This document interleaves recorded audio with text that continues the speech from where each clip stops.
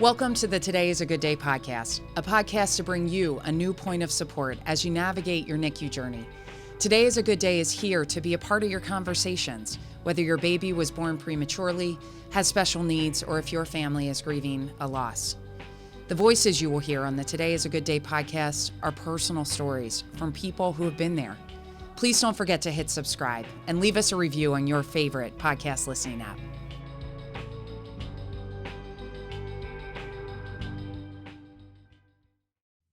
On this episode, we will discuss mental health for NICU families. This is an important topic that we should discuss every day. Mental health is a significant issue for parents in the NICU. If you're feeling the stress of the NICU, you are certainly not alone. And if you're currently navigating your own NICU journey, listen closely to our guests today as they talk about trauma as it relates to the NICU experience, along with the importance of self-care and recognizing signs of postpartum depression. Joining us for this important conversation are Kellie Wicklund, licensed psychotherapist and owner and clinical director at the Maternal Wellness Center, and Pyanov, fellow NICU mom, doula, and childbirth educator. So happy to have you both here. Very grateful to know you and to have you as guests on the show today. So question for both of you. Tell us a little bit about yourselves. Why did you get into this line of work? Silver, I'm going to start with you. Okay. So I had my oldest son and, things actually went fairly textbook. I didn't have too much going on, but I didn't realize until afterwards that a lot of it had to do with the care and support that I had. I happened to fall into using a midwife who happened to tell me to just take a childbirth class that was at the Maternal Wellness Center.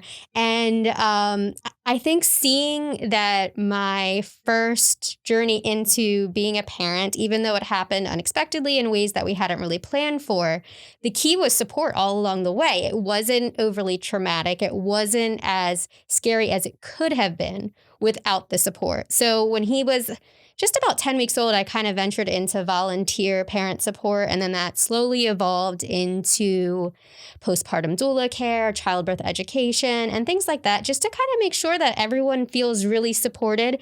And because I don't think that my first experience would have been manageable if I wouldn't have had that support. And I know that after that, I learned that support wasn't super common for everyone. Mm-hmm. A lot of people don't go into their pregnancy with just really holistic support, both physically and mentally. That's great. Thank you for sharing that. Kellie, how'd you get into this line of work? Well, my undergraduate training was in sociology and my master's degree is in clinical psychology. And I have a license. I did an extensive internship. And in all of that training, never once did I hear about the transition to parenthood being a developmental milestone. It was not taught that way. It is not considered to be one, at least at the time of my training. And then I became a parent. And it's so extensively transformational, as you both know, on every level, in every domain of life, neurologically, psychologically, emotionally, financially, relationally. It does not leave any arena of life untouched. And I was really struck by that. I was processing my own motherhood at the time. My interest in motherhood at the macro level, my fascination with it at the micro. And I thought, there's so much silence around this. And it astonished me. It absolutely astonished me that it wasn't in the standard curriculum of all of my training. And I became enamored with it, passionate about it. I was living it. I became trained in maternal mental health, became my life's work, my personal passion project. And to note that the stories I'd heard about motherhood, before I became one, were very sanitized. It was only positive. Like, you're just going to love every second of it. You get these stories through the lens of lots of grandmas who were mothers, became mothers 20 to 30 years prior. It's we have deleting brains. We forget how hard things were. So that these stories of like transcendent happiness all day, it's just not at all realistic for any mom I know. Right. And so there's just this incredible void I noticed in the field in psychology, and I just became bent on trying to speak into that void and learn as much as I could about it. And it was transformational. And I was raising little kids and starting a practice. And my private practice grew with my children. And they've grown up together. And I have a 15-year-old and an almost 13-year-old. And we've been doing this all along the way together. Oh, my goodness. Well, thank you so much for sharing that story. And when you talk about that void, I mean, I think that when we look at motherhood and we look at families who you work with, and you work with NICU moms, you work with families who experience full-term birth, right? Mm-hmm. What is the first thing they come to you about? What's one of the biggest things that they're struggling with, that they need help with, that they talk with you about? We see the full spectrum of maternal mental health. So this would be families struggling with infertility, infant loss, pregnancy loss, postpartum depression, anxiety, living with a special needs child, grasping that, the grief around that. And we see women, 5 or 6 years later that have thought, I've never really been the same again. I've actually never returned to my familiar known self. And they come in for care then. So there's, the time in this of a woman's life, the transition into parenthood, is the most psychologically vulnerable time in her entire lifespan. And so there are a lot of things that can go wrong and a lot of things that do go wrong. And there's not a lot of support around that. There's not a lot of good understanding around that. There's a lot of shame around that if I am not doing well, it must mean I'm not a good mom. It must mean I'm doing this badly. And the reality is that culturally, we don't do a good job supporting parents at all. We fail them miserably on every level. And so they are doing bad for so many reasons beyond themselves. And so we usually start there. There's not necessarily one topic that is impacting a majority of families necessarily. The range of patients that we see is so varied and so comprehensive and different that it's hard to make a generalization. Right. But I would say that if we had to distill it down to sort of one common theme, is generally that women feel terrible, that they don't feel like they're doing a good job at this, and that they're not loving every second of it. Because how could they? That's not real. That's not even possible. And that's the first step towards releasing them and freeing them from the profound shame, is that the world is not serving you well. It is not a cakewalk. There's so much about parenthood that is incredibly difficult. And it's wildly expansive. This is what ends up being the place of my fascination with maternal mental health, is it's incredibly expansive, personally, emotionally, psychologically, and it is very, very fraught. It is complex. There's a lot of vulnerability. There's a lot of room for things to go badly, and they do. Anxiety emerges, depression emerges. Yes, and it can hit at various times. I mean, not right at that immediate time for us personally in the NICU. I mean, I remember anxiety hitting a couple of years later. And when we really took a step back and we were kind of through the NICU experience, our surviving daughter was in her early intervention, but it can hit later on. And Silver, do you have anything to add as we're talking about this with the mental health and what you see with families you work with? Yeah. And I mean, actually, just to touch on what you were saying, I remember coping very well in the NICU. My daughter also had a couple surgeries afterwards, pretty major surgeries. She was resuscitated a couple of times, things like that. And I remember going through it really well. And then I was at a infant CPR training, and it just as soon as I went to go do that and then watching the videos, I remember being like, I'm not okay here. Mm-hmm. Because it was one of those, like, you're able to kind of compartmentalize and, step back and you're in survival mode. I feel like a lot of early parenthood, especially if there's NICU or trauma, you're surviving it. But these things have a tendency to catch up with us. So, sometimes it's within a few days and sometimes it's a couple years later or, months later. And I see that with my work. Part of what I try to focus on is making sure that the clients and the family that I'm working with know of the resources. So it doesn't have to be that delayed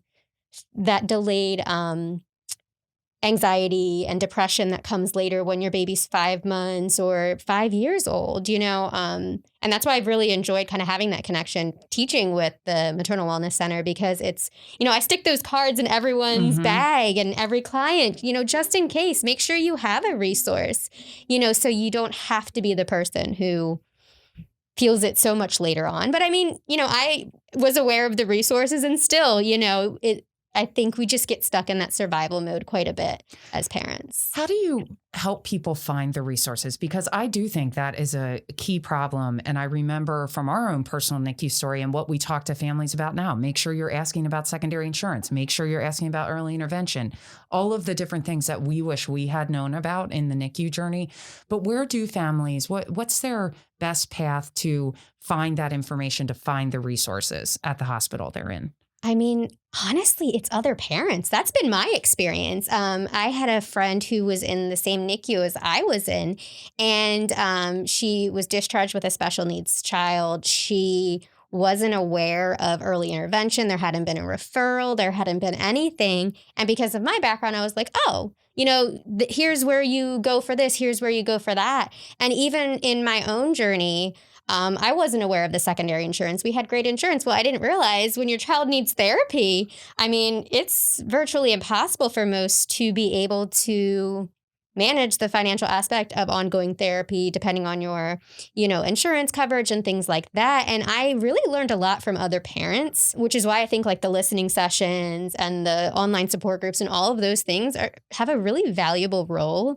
And then I think the other aspect is, welcome packets in the NICU, knowing who the social worker is at the hospital, things like that can be really beneficial because sometimes we aren't aware that those resources are there. Some facilities, it runs smoothly. I've found that sometimes it even just depends on who happens to be admitting you that day, who happens to be discharging you. Are they busy on the unit at that day? Do they have time? We spent time at a couple different hospitals, so we, were able to see how things were a little bit different in different places. So with my one, I remember we were admitted to PICU, and as soon as we walked on the floor, someone gave us a tour. They gave us all the resources, but that doesn't always happen. So I think that parent groups can be just super beneficial, especially local ones, which are a little bit harder sometimes. But if you have that local NICU or special needs or whatever applies, parent group, I think that's where you find the best resources. I know that there are lots of great organizations that are kind of putting resource packets together and facilities are getting better. But if you're not sure where to go, ask another NICU parent. Yes. Yeah, that's great advice. And I also think you brought up a good point with the social worker. Not all hospitals have that resource, but it's worth asking if your hospital does and making sure that you utilize their services. I mean, looking back, I remember I thought, oh, we can figure this out on our own. And that was one of my biggest regrets. I don't know why we didn't ask for more help, right? To get help through the application process and all the things that we were trying to do. So now, Silver, you have been in the NICU. You've experienced the NICU. What do you remember about it? What really stands out? What are some of the biggest emotions that you remember feeling? And how did you work through all of it? Yeah, so we had 2 different stays for like 2 very different reasons and 2 very different experiences. The first one was my now 6-year-old, full-term baby, born at a birth center, all went well. I did have a difficult pregnancy, but there was nothing that said to us, we're going to have a NICU stay. And through a series of events, we were both fine, but it became a precaution that he spend a few days in the NICU. And I just remember being completely caught off guard by that separation. You know, with my daughter, it was a little bit easier because we knew she was coming early. And you can kind of prepare for that. Nothing makes it easy, but at least you have that time to process and expect that. With him, we had had a few hours together, and then suddenly I'm on a completely different floor. He's in the NICU.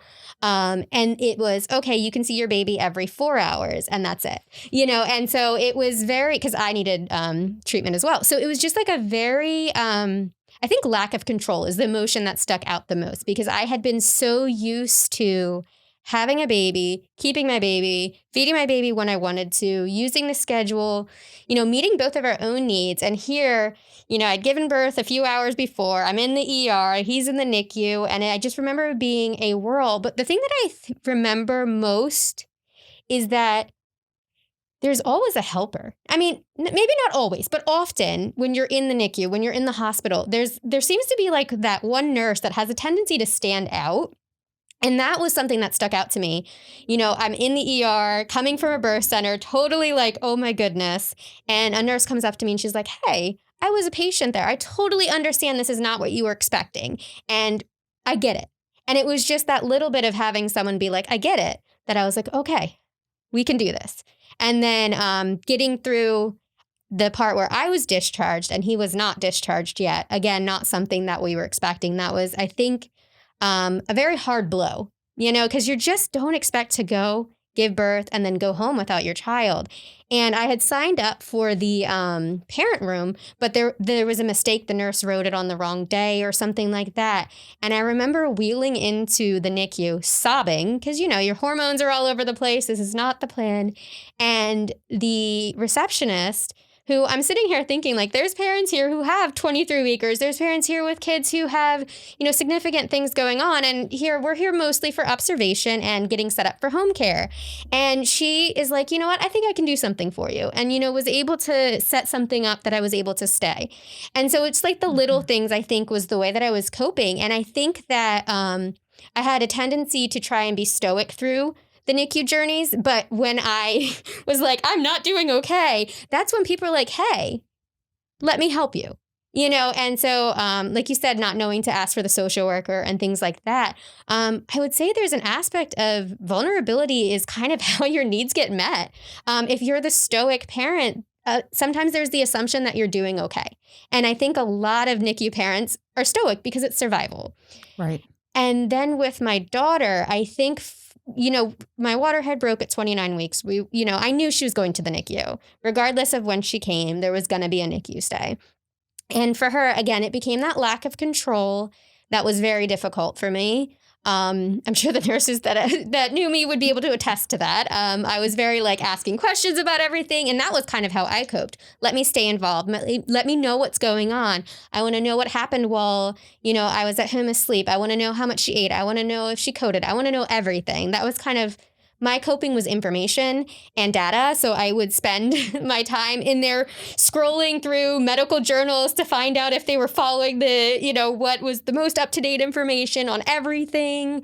But it was just a lot of lack of control, I think, was the thing that I struggled with most. And something that I mean, parenthood in general is this like, you don't have as much control as you think or that you're used to. And then you add in a NICU journey and you really have so little control. But I think the coping was fun. The little areas that I could control, which wasn't many, but there were areas that I could control. And then also learning to make friends with the nurses. Because when I understood and saw who was taking care of my infant, it was easier to go home. It was easier to rest. It was easier to deal with those emotions because I'm like, you know what? I know that this nurse who's on tonight really cares. I'm going home and getting a good night's sleep. And not to suggest that, you know, that's not how every nurse is, but just that idea that when you've made that connection with a certain nurse, it's a great way to cope. I think so important, those connections. And I think you also talked about something that's really important is helping to be an advocate for your child by writing questions down, asking a lot of questions, making sure that you are getting all the information that you need. So we have so much to dive into here. I'm really excited. I'm taking notes and have all kinds of questions to ask. But one of the things that I want to go back to that you mentioned, which I think is really hard for a lot of NICU families to do and parents to do, is to let their guard down. They're going to be stoic. They're going to make it through. I can do this, right? I'm tough. I can do this. Well, and you just get in this mindset where you go in and you're just going to take the day as it comes. How did you allow yourself to kind of step back and be vulnerable and to ask for the help that you needed? And the reason I ask that is, how could other families do that, right? How did you do it? Yeah, so I am probably the worst person to ask. With the first one, it was, hey, your hormones are up here. Suddenly they've just crashed through and I'm not doing okay. I had a really, really difficult pregnancy with him. I had hyperemesis the whole 9 months. I was just defeated by the time he was born. And so rolling into the NICU and being told that I didn't have a place to sleep, I was just like, I can't do it. And, Yeah, right. I lost it. So it was just like a natural response to the circumstances. With my daughter, we were there for about 6.5 weeks. And in the beginning, I was very, very stoic, didn't like to ask people for help. I felt like, I had been discharged after being on bed rest, that I could do it all.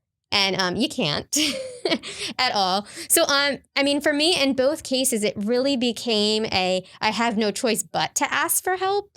But in doing that, I realized people are willing to help. There's a lot of people want to help. And I think it just is one of those, we have to kind of learn that it's safe to be vulnerable in certain circumstances. I don't know that there's a way that I can say, hey, just be vulnerable. Right. Just, don't be stoic. I don't know if Kellie has more input on that. But for me, it came out of the circumstances. I didn't have much choice. Going back now, if I had another NICU stay, I would know a little bit more to just let my guard down. But, in your first experience, I don't know that. Again, I think what it does show is your vulnerability allowed for other people to step in and help you. And Absolutely. So no matter how you got to that point, it definitely allowed for people to help. I also wanted to go back to something else you said, which was lack of control. And as we look at where we are today, as we have masks on that we're wearing, and we think about the NICU journey on its own, but then adding on the layer of COVID-19 and the pandemic that we're going through, I have to ask you, Kellie, how have you been helping families and guiding them coming home, working through anxiety with COVID added on to a birth experience? Oh, that's been the variable no one wanted or needed. It's certainly complicated matters a lot for families. The isolation, which would have already been very pronounced and pervasive, is at the next level. The vigilance is at another level now for most families, but particularly for the medically fragile ones. So it's adding a lot of suffering. There's no way to mince words around that. It's adding a lot of fear, a lot of worry, a lot of suffering in general. And I think, Silver speaks to so much of what is the encapsulation of the NICU experience, which is the loss of control, is a lack of agency. A lot of parents in their life can make things happen. They know things, they do things, they have a high sense of capability and agency, and you lose that. You're trusting your beloved child that you made with your body into the hands of strangers in an arena you very likely know nothing about. It is incredibly vulnerable. And the parent, I think this is worth pointing out, is not the patient. And the baby is the patient. And so parents, if they're quiet, like you're saying, if they're stoic, they will not be seen, or assessed. I think we're starting to do better with screening in the NICU. That's been the push from maternal mental health professionals, is you cannot not check with parents. We absolutely have to know how they're doing.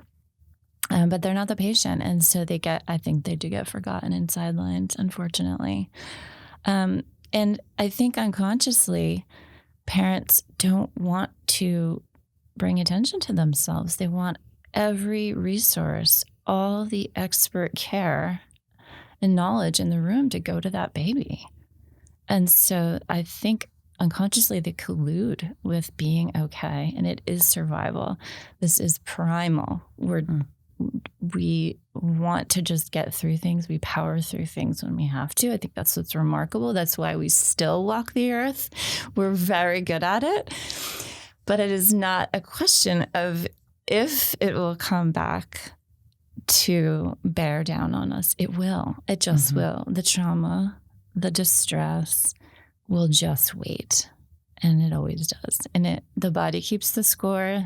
The body always wins. It will return. And so I think that's what's not understood and not communicated well enough is that, parents should be told, when you get out, please find a therapist, find a support group, get on a Facebook parent group. Like, you absolutely have to process what you just went through. And the criteria for trauma, according to the DSM-5, which is therapy Bible of mental disorders, you meet the criteria for trauma so easily. It's every family in the NICU meets the criteria for trauma, which is that you fear your loved one could be harmed or die. Of course you do. Right. Of course you're fretting for their very life. So there's not a family I see come out of the NICU that does not have trauma. And sometimes that's capital T, sometimes that's lowercase t. We don't always know the severity. It has a lot of relevance to what they bring into the NICU experience. But they do need help. They absolutely do need support. It is, it's an overwhelming experience on every level. With that support and the trauma, and looking back and thinking about families who are going through the NICU now, when you leave the NICU, you're thrown into a whole new chapter where you just keep moving forward, right? You're in early intervention. You have all these specialist appointments. You just keep going, keep going, keep going. Some people are going back to work, and you're trying to manage that childcare and feeling safe if your child's in a daycare setting or at in-home care or whatever path that you take.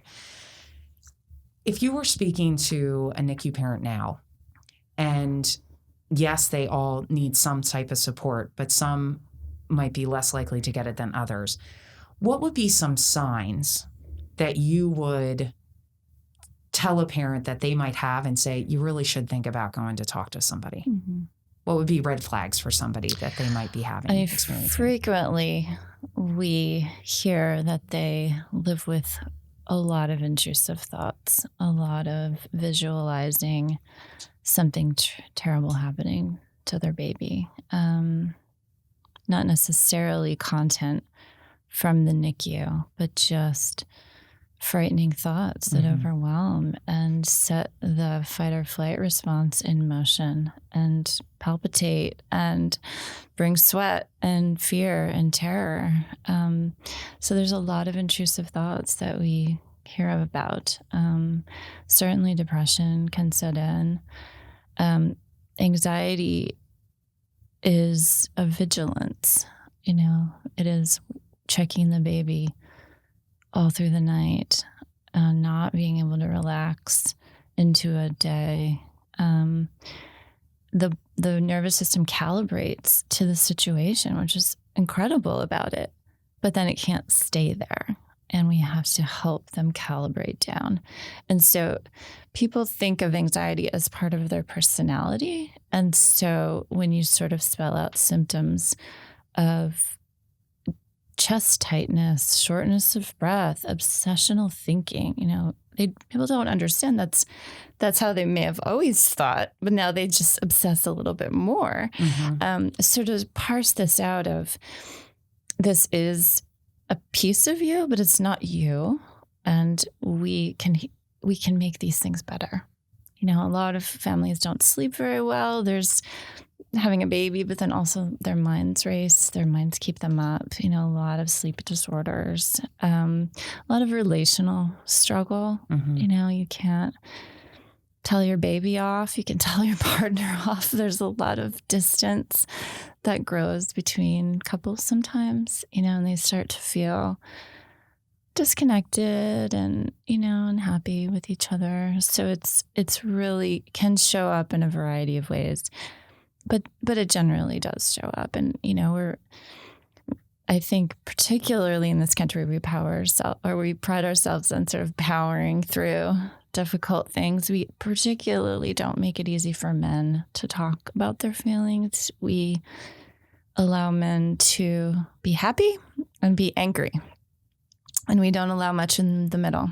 And so frequently the dads very sort of stoically, to use that word, which is so helpful, just kind of press on, or numb. They start to numb. We do start to hear about addiction, use, anything that takes them out of their minds to cope.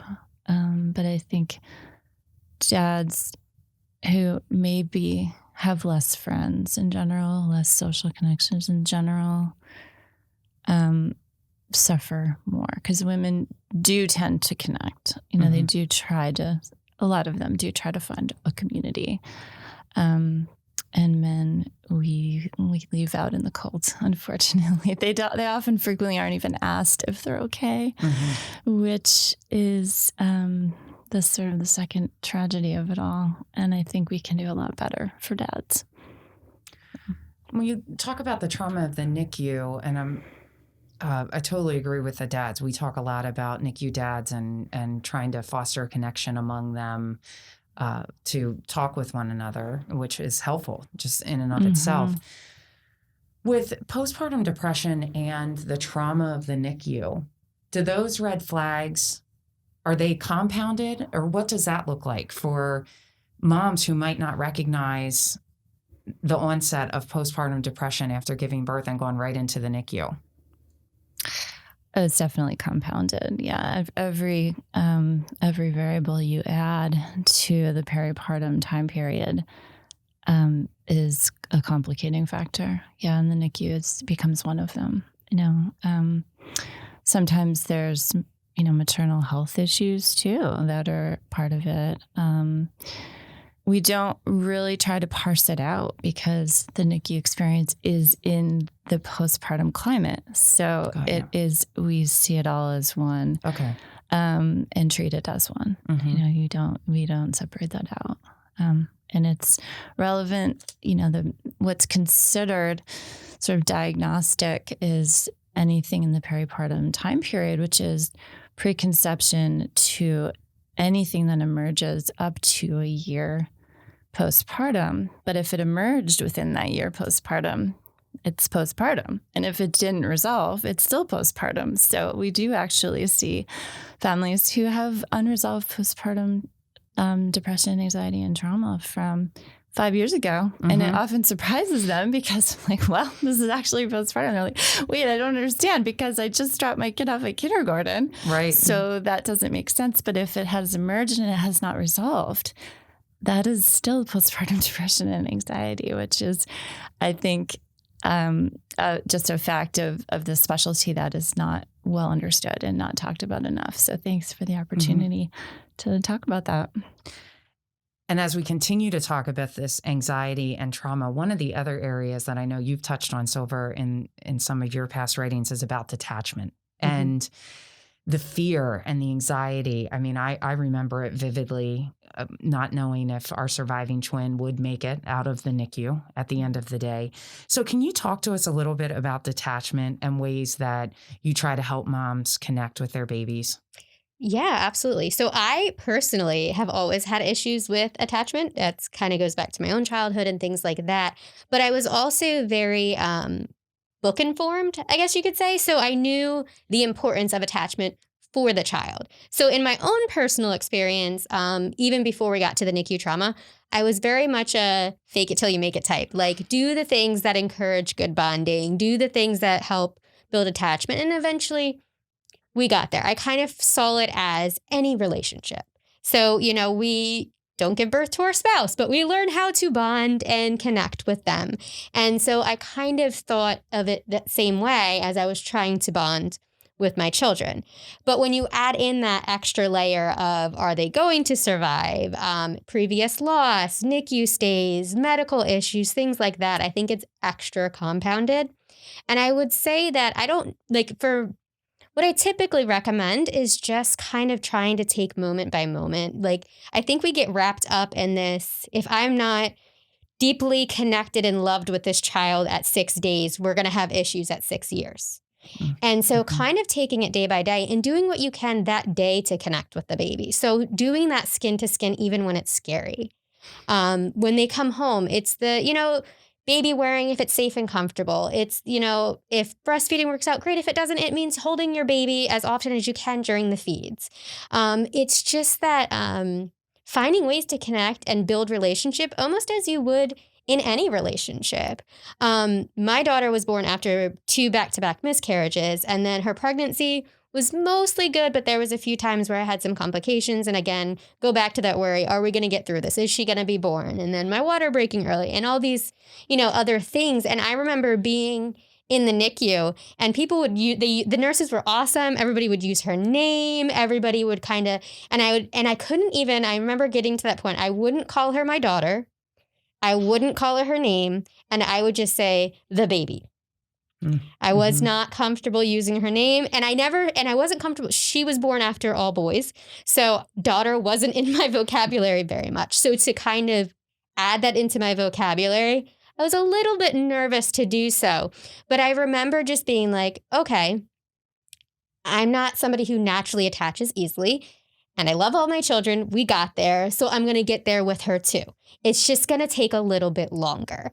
And I also remember using logic in that point of being like, we humans take care of their babies. Even when things are hard in the beginning, we take care of our babies. We are capable of overcoming trauma and bonding. We are capable of building love. Even outside of the NICU, there are parents, you can give birth to a baby and be instantly in love. You can give birth to a baby and kind of take 3, 6, whatever months to get to bond. You might need therapy to assist with bonding. That has no bearing on your capabilities as a parent. It doesn't mean you aren't grateful and in love with your child. It just means some of us, it takes time to build a relationship. And when you throw in extra trauma, it's natural for it to take a little bit longer. And I think we're protective. We have that protective aspect of, I don't want to lose them. And and it's almost a lie, because whether you're attached or not, if you lose a child, if you lose a pregnancy, you're going to be devastated. But I think we lie to ourselves thinking that it's going to be easier if we don't attach. So it was for me, and when I work with families, it's just that idea of build that relationship. Don't stress on the fact that you're not bonded. Don't obsess and worry. What happens today on 6 days after your baby was born and had a breathing tube in their throat and things like that. That's not necessarily going to mean you're not going to be in love and happy and skipping down the road when they're 6. And really, any parent journey, there's moments where it's skipping down the road and moments where you're like, oh my goodness, this is really, really difficult and I'm struggling. And I think it speaks to what Kellie was saying about this idea that we only hear the good stuff. We don't hear the hard moments. So when you're the NICU parent who's struggling to bond, there's that idea of, I must be the only parent who doesn't love my child, or I might be the only parent who's struggling to connect. And I think that's where not only the professional support, but also meeting other NICU parents who can be like, hey, it's really scary in the beginning. And, I struggled to, use their name. I struggled. And, but we got there, and the nurses were really wonderful. Like, I love how the nurses just always use their names. Like, all along, they were just very encouraging of bonding. The nurses, encourage you to hold your baby even when you're terrified. They're like, just hold your baby. They're going to be okay. I know they look fragile. I know it's really scary, but hold your baby. And, it's going through those steps, those scary moments, and getting to through that scary moment and be like, okay, we were okay. I held my baby. It was scary, but it was awesome. And the next time it gets easier, and the next time it gets easier. And, my daughter's 3.5 now, and she is like glued to me. Both of us. I still, she, with quarantine and everything, we had kind of eliminated childcare for a very long time. And then she was gone 2 days in a row for about 6 hours. And I was like, I don't know what to do here, because I had gotten so used to just being glued to her. So I would say it's just that aspect of it's a relationship. It takes time. And if you throw in trauma, any relationship with trauma is, it has its challenges. When we talk about the NICU stay, and I know this is something that parents have a lot of trouble doing, is self-care, right? Big topic. And I think that they struggle to leave the NICU, feel guilty walking out that door to even go get something to eat, let alone go home and sleep, that they feel as though they need to be there every hour of every day. How do you help people through that? I'm asking both of you. I'll start with you, Kellie, and then we can circle back to you, Silver. But what's your advice for parents for self-care?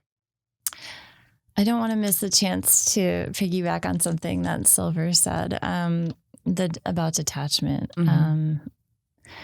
It's really expected to feel a little bit detached. It is really primitive survival. In colonial times, they didn't even name their children until they were 2. So it's just a way of protecting against impending loss and grief. So it's not pathological. It's really expected. And it is generally a part of it. And when the anxiety is so pervasive, the nervous system really does hijack the empathic system and the ability to connect. And so it's sort of a perfect storm of feeling almost this, like, I can't leave the bedside, but I feel sometimes they report this sort of flatness towards the baby. So it's this really interesting dichotomy, right? Like, I can't go home and take a shower. I don't know how I feel about this baby. This baby's terrifying me, and I would do anything for it. It's such a confusing mix. Right. And I think that's like what's so paradoxical and seemingly contradicting in the experience, but it does psychologically make sense. I mean, it's an adaptive coping mechanism, and the shame that parents bear when they don't immediately feel this, profound, emotional, sort of mind-blowing love, whatever their version of love means, often makes them feel terrible. And they don't tell anybody, but they often, it's quite public. There's staff around, it's sterile, there's people in and out. They don't have a relationship with their child privately yet. There's so many things getting in the way of bonding. And I think we bring a long history now of attachment theory to NICU experience, which I think has been improved upon in so many ways, and palliative care when a family is expecting to lose their child at birth. It is informed in ways that have come a long way. And we're so proud that the field has brought those along. So anyway, to then transition into this idea of self-care. Self-care is, it's not optional. It's not decadent. It is not, maybe you should do it. The integrity of the person's whole system is on the line, and they will not function. End of story. But how do you get them over that hump to realize that it's important? I mean, I think that's the key, right? Is that we talk to a lot of families, and I was blessed that I actually had my mother lived with us, and she would say, no, you're coming home now, right? She pulled the mom card where she went, nope, you're coming home from the NICU, you need to rest, you have to get better. Not everyone has that in place, nor will everyone listen to their mother, probably like I did. But how do you get people over that hurdle to say, it's this important. Is what I get up every day for. This is what is the passion of my life's work. I love this part of helping families. You have to believe you deserve your own good care and your own nurture and nourishment in order to be able to do it. And so it really comes down to self-love and self-care. And we also have to reject this narrative that culturally we're still enamored with, which is that parents have to be martyrs. Mothers in particular have to be martyrs. They have to give everything until their fingers are bleeding and they're, in a pile on the floor, non-functional. I mean, we are into that idea that women give everything for their children. And the reality is children don't do well with that. They don't need that. They don't want that. They actually know that there's too much pressure on them and they want their parents cared for and nourished well themselves. And so I think to understand that less self-care doesn't equal better parenting. It degrades parenting. It degrades the relationship. And I don't know that that's always apparent at the surface. But this is why I love therapy so much. It's because we get to walk people through that. And there's incredible freedom in that. And mom actually really does want to go take that run. And she really does want to take a nap. And she really does want to get her nails done or see her friend and have coffee. And she should. And she absolutely should. And her child will benefit from that. Her marriage or partnership will benefit from that. So there's nothing good to be gained by not doing it, but it's very, very difficult. And we at the Maternal Wellness Center like to talk about self-care all the time. I don't think we can wear that topic out. I mean, that is something I will talk about till the day I die because it is, it's misunderstood and it's undervalued. And they can be simple things for self-care. 1,000%. Most of it is, right? Go to the bathroom, close the door and lock it. What? Yeah.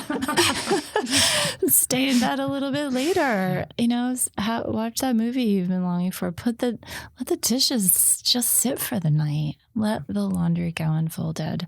The compulsivity of keeping the home and what that means for how people see themselves degrades wellness profoundly. And if you have a baby you just got out of the NICU, or home with a typical baby after birth, your house should look terrible. It should be a disaster. This is not some badge of honor to make it all look perfect. But unfortunately, women frequently, day in and day out, describe to me that that's actually how they perceive motherhood, that they're supposed to keep a clean house and make dinner and watch the child and maybe give up their career if they had one, or want to give up their career. They may still be fighting to have one, but they may feel bad about that. Mm-hmm. And so, to help women understand that, no, they do get to actually be a full person inside their motherhood, and that everybody wins when that happens. And there's not a one size fits all for motherhood. There's these great ideas. Everyone's so interested that there's one formula for parenthood. I think because there's so much anxiety around it, it's so comforting to think if you just follow these 3 simple steps, you'll be nailing parenthood. But that's just absolutely not true. Right. Motherhood and parenthood and fatherhood looks really different for every person, and the person being true to their own needs, their own interests, their own self has to find the place of their own parenthood. And I think I'm grateful that I had children before Facebook was in my life and before Instagram was in my life, because these profoundly sanitized images of motherhood are misleading and they are damaging. Mm-hmm. They are just not real. There's some sites that are, and I love them for being for brutally honest content, but frequently it's very, very sanitized, and it doesn't help anybody. So that's what Maternal Wellness Center has really sort of staked its whole reputation on, is telling the truth about motherhood and allowing the woman or the father's own story to emerge. Who are you going to be inside your own parenthood? And you're still going to be a person, because if you're not, your family will suffer. You still have to be who you are and be true to who you are. That's family life, right? And you mentioned dads. How do we help dads more? I know we talked about it a little bit before, but I do believe that is an area that does not have a lot of support. It doesn't. I just hired a maternal wellness center, and I could not be more excited about that. We do need to change this conversation. I think this conversation we're having today is critical, and for everyone who hears, and for dads who hear, that their emotional life matters, what they bring, the self they bring into their parenthood, their marriage, their partnership, whatever it is, their journey as a single father, how they're doing is everything. They do not have to disown and compartmentalize whole aspects of themselves for the risk of not being seen as sort of manly enough or masculine enough. And we lose whole pieces of men that go underdeveloped and underexpressed.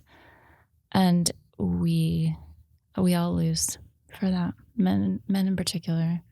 There's 2 men in the room here, so looking at you guys, it's really about integrating the whole self. And we allow a little bit more room for women to do that than men. And yeah. Anything you want to add to that, Silver, just from the families you've worked with over the years? I think that, NICU or not NICU, that idea of parents have to be a martyr is very, very pervasive, especially even in, postpartum doula support. It's, hiring somebody to help you. And I think people get tied up on, there's just this idea that, it's acceptable to buy, nice clothes. It's acceptable to buy the really expensive crib. It's acceptable to get the trendy designer strollers. But the idea of spending money on caring for a mother is like shocking to people. Like they almost feel like it's not acceptable to spend money on their self-care. And even outside something like having a doula, just like the little things like you were talking about, like that idea that you're not worth that time, you're not worth. And I think we have this idea like baby, especially in the NICU, obviously needs so much care, but you matter too. You are vital. You are equally as important, and you are deserving of care and support. And I think, kind of what I was saying earlier was the idea of making friends with the nurses. The more that you trust the people that your child's in care with, the easier I think it is to step away a little bit. That's just one aspect. Again, I think all of the nurses are capable, but I think that emotional component for the parents, kind of asking questions, getting to know them enough that you feel comfortable stepping away. And they all tell you to go home. Every single one of them will tell you to go home, go get a shower, go eat something. I remember we had a child in the hospital one time, and actually it was our NICU daughter. We had an emergency room visit when about a week and a half after she came home. So we're still we haven't even processed what we're going through. And we're sitting in the ER room for a really long time because they were waiting to see if they're going to admit or send home. And I think, the incident happened around 8 or 9 in the morning. So I hadn't really had breakfast yet. We ended up in an ambulance ride, ER, another ambulance ride, another ER.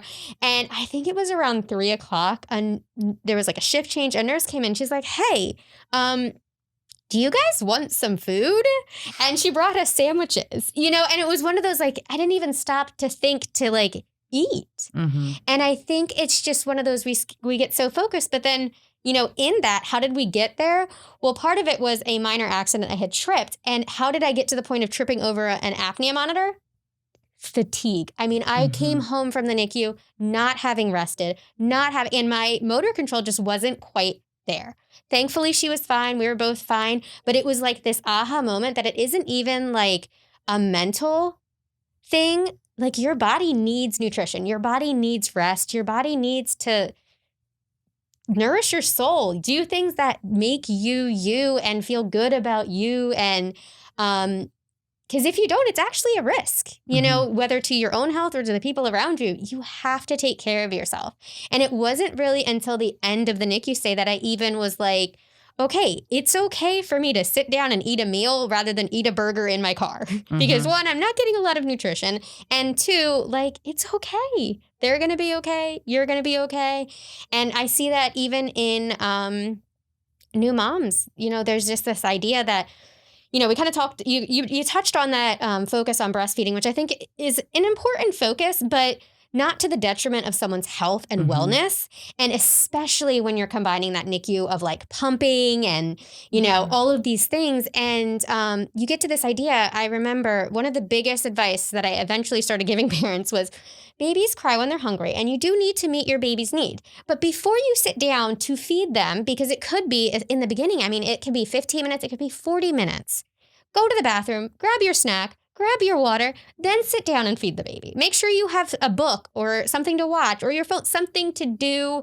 And yes, everyone's like, oh, gaze into baby's eyes. You're feeding this baby 8 to 12 times a day. Like, it's okay to nourish your brain, around doing that. And I think that's just like such a little tip that I have always given in my childbirth classes and things like that, because I don't think I figured it out until like my third son, and my husband was working out of town. And so there was the survival mode. But through that, I was like, if I don't take care of myself, we're not going to survive.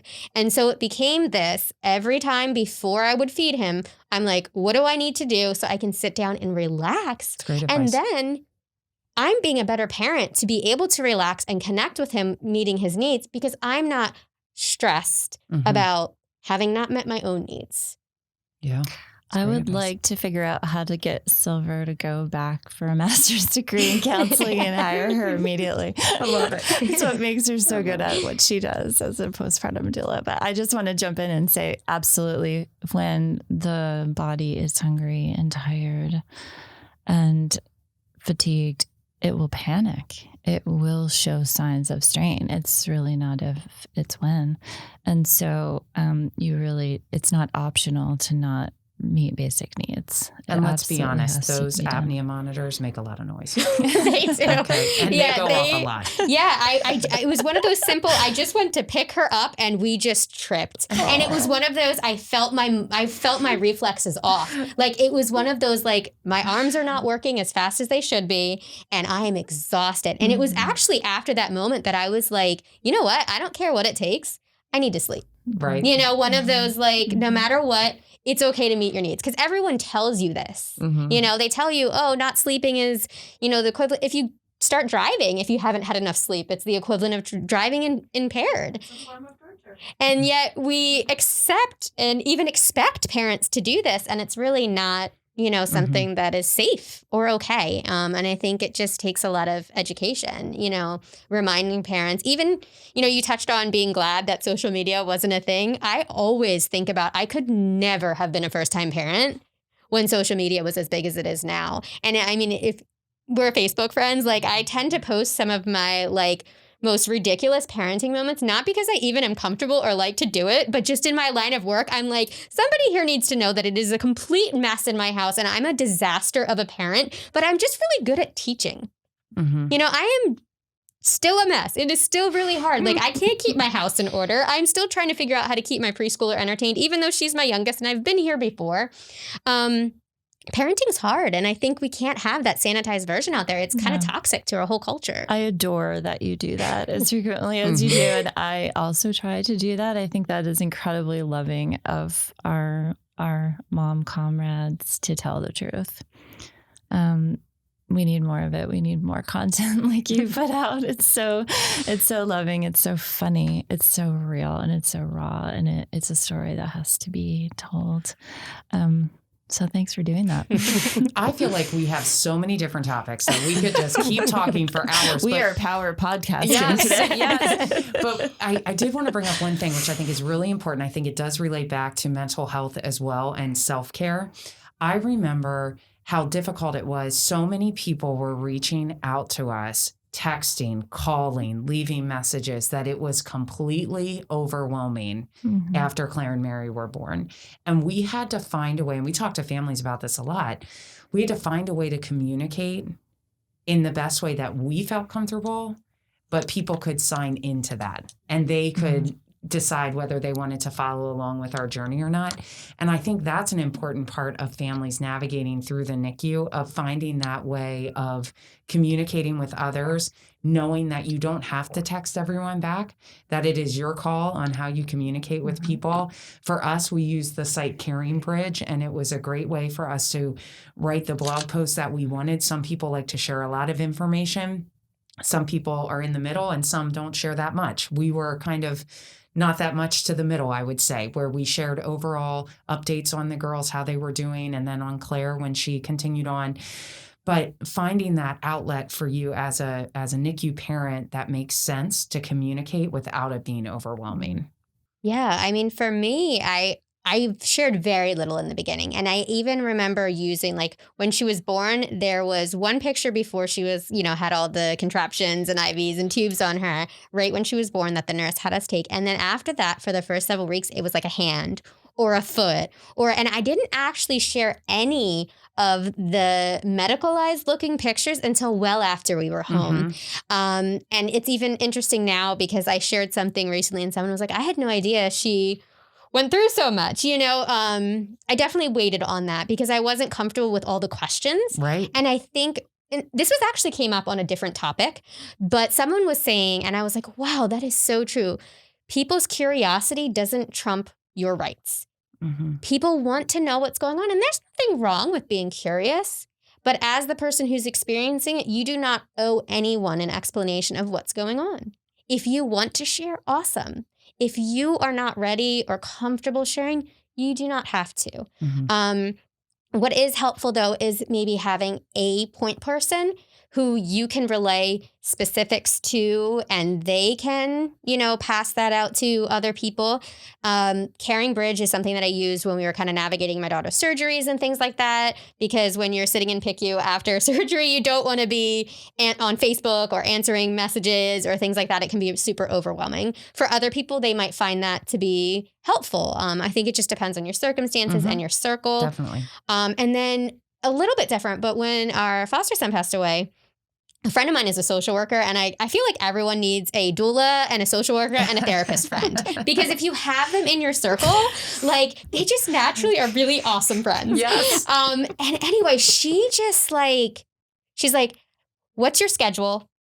I'm figuring out rides. And she contacted everyone. There were parents that, I knew, but I didn't know really well. She figured out who lived where, who had availability, and just set up the ride schedule. I didn't have to do anything. I didn't have to text anybody.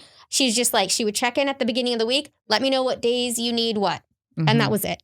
And that was one of the biggest burdens lifted, was not having to think and not having to contact. And then there's that other aspect, I think, that can be difficult to ask for help, because my husband has no problem doing it. He's a very confident person. And he's like, hey, are you available? No. Okay, cool. I'd be like, oh my gosh, did I just inconvenience them by asking them for help and they're not available? That's where my brain goes. So I found it really helpful for somebody to be like, I'd like to bring you a meal.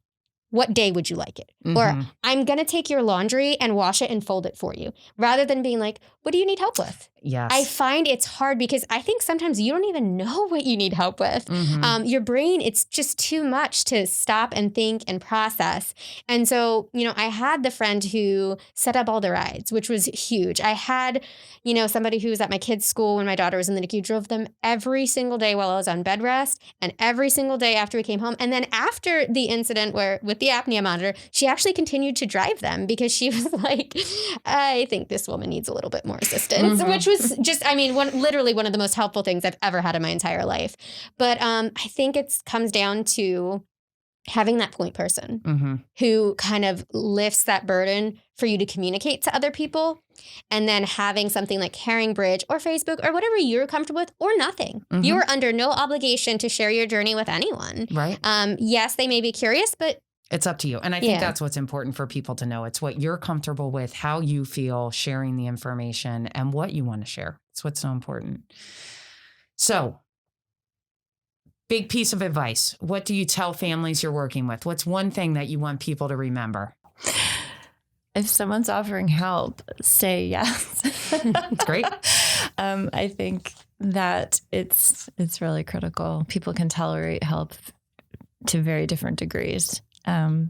But there's no doing that alone. I think it's incredibly loving from our people and our friends, and they feel so helpless too, and they want to help. And that's actually a gift to your family and friends to let them help you if you can tolerate it. So I would say, if someone's asking, the answer is yes. Yes. Love that. Silver, what's your biggest piece of advice? I mean, I kind of echo Kelly.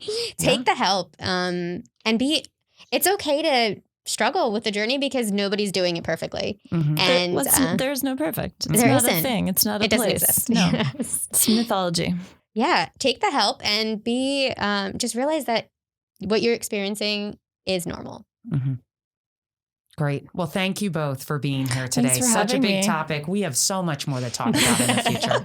But happy to have you today, and thank you for sharing your expertise. Thank you. Thank you for having us.